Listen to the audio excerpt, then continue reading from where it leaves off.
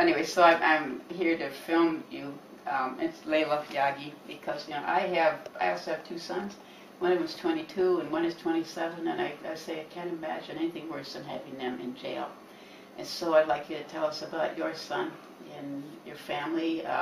Does he have brothers and sisters? Yeah, we just have an older son and him. Yeah, that's it. We're just two, two sons and me.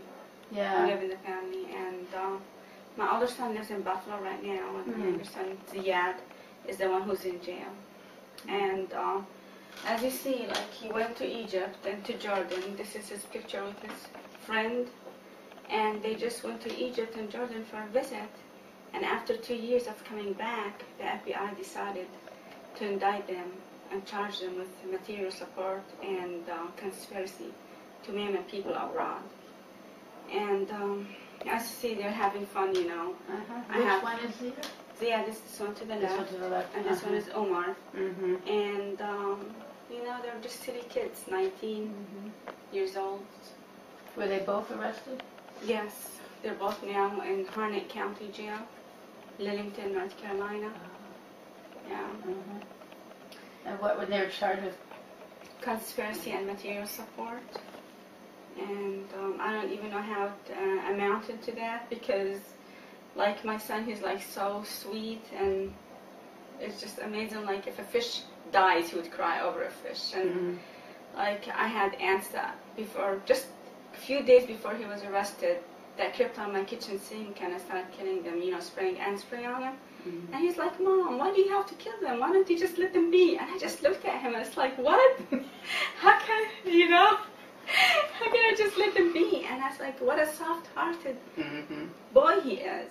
The FBI targeted him, and he's like, Mom, I just fit the profile. I'm Muslim, I'm Arab, and I'm young. So that fits their profile, and that's why they're targeting me. And how old is he? 23 right now. 23. He's been 2 years in jail. They put him since he was 21. Wow. He's waiting trial. He's waiting trial. And the first hearing was coming up? No, he had many hearings. But this is a bigger hearing. It's going to be in New Bern, North Carolina on July 29th. And then there's an arraignment in Raleigh in the federal courthouse on August 15th. And so he's been in jail for 2 years. What sort of conditions has he been held under? Well, most of the time they put him on lockdown. Sometimes I feel like if he sneezes, they just put him on lockdown. And his lockdowns are long, like they're 30 days. And it's like they have these small, tiny cells that they hold him in 23 hours a day, and then they're allowed to shower. And if he's in lockdown, he's not allowed to use a phone for maybe half of the time he's in lockdown. And then the phone privileges come back. Can't use the phone at all? Not the first probably couple of weeks. And how often can he call otherwise? He can call about every day if he wants to, but it's very, very expensive. It's collect calls. Yeah. So they're very expensive. See, and when did you last see him? I saw him probably about 2 weeks ago. I have to drive an hour, and it's only a 15-minute visit, and it's through a monitor. Yeah, so I really don't see him. I can't touch him. I can't, like... And then all of a sudden just the screen goes blank, and, or whatever conversation would have happened gets cut off. And the way it happened, it was just so bizarre. I mean, I wouldn't... just to have this older lady with her errands. She called me, she's like, can you help me with my errands, because she doesn't drive. And I was like, yeah, sure. And I came back and I found his cell phone over here, and I got worried. It's like, why is his cell phone here and he's not? He's like, there's nothing I can do, but wait, I can't call him. And then the same old lady calls me, and she's like, did you hear the news? And I was like, what news? She's like, your son is in jail. I was like, what? And I thought that she was just saying that because she's, an older lady. And then she's like, ask the young man who's with him in the picture, his name is Omar, and she's like, ask Omar's dad. So I called Omar's dad, and he was crying, and it's like, unfortunately, yes. So I just started screaming. I couldn't help it. I was running upstairs and downstairs and screaming, and I started ripping my clothes, and I just felt like I'm about to lose my mind. I mean, it just didn't make sense. And when they told me terrorism charges, I was like, what? I mean, this is a big deal. This is serious. And then later on, okay, I'm like depressed, but the lady comes to ask about me, the lady at the apartment complex. She's the secretary over there, and they've known us for 10 years, 13 years. We've been in the same apartment complex. And she's like, are you okay? And she's like, you should have seen how they arrested him. There was a SWAT team. He was in the pool, and the guns, people with guns hiding behind trees and stuff like that came out on him. And I was like, and he was just calm. He was shocked. He was in shock.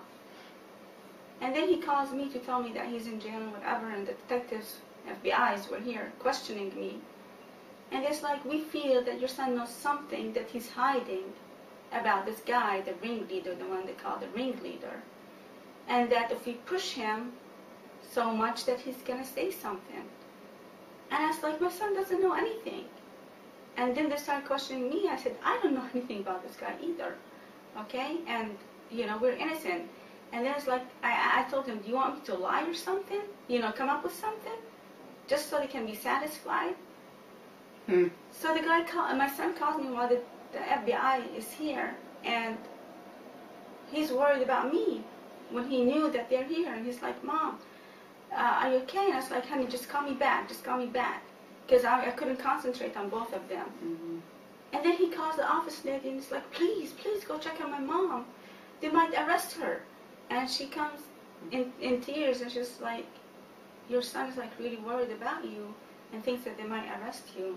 And I told him, why would they arrest you? And he said, well, they arrested me for no reason, so why won't they arrest my mom? And he's like so worried about me, so he puts me always ahead of himself. Yeah.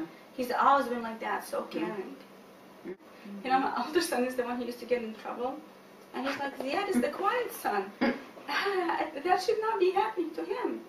He's an artist, like he likes to draw and stuff like that. My son was about to go to college, and he was looking into different colleges, and the colleges after he went to jail kept on calling me. And we're normal American families. You know, we never did anything wrong. I mean, just love people, love our country, and the bad thing about this is that, you know, this is our country. This is where we live. This is where I was born, and this is what we know as our country. And for our own country to do this to us, this is the sad part. It's like you have a best friend that came and stabbed you in your back. And honestly, I cry every day.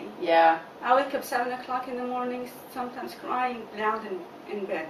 Sometimes I have to put the blanket on my mouth so my neighbors wouldn't hear me cry. Like when I heard the news, he's like, there's a hearing on the 29th of July, and then there's an arraignment on the 15th, and that got me worried, 15th of August, and that got me all worried. And I don't know how they pressure them to plead guilty. They scare them, oh, you're facing life in jail, or you plead guilty and we'll give you 10 years. So what are they going to do? What do they do? And your options of you getting out of this are 2% or 5%. So of course. My son was so silly before he went to jail, and then all of a sudden, you know, silly young man, and it's like, when is he going to mature, for heaven's sake? After 1 month, like, it's like, wow, he was sounding like a man. Somebody, you know, who has to defend himself. Just like right out of high school, him and his friend took the trip?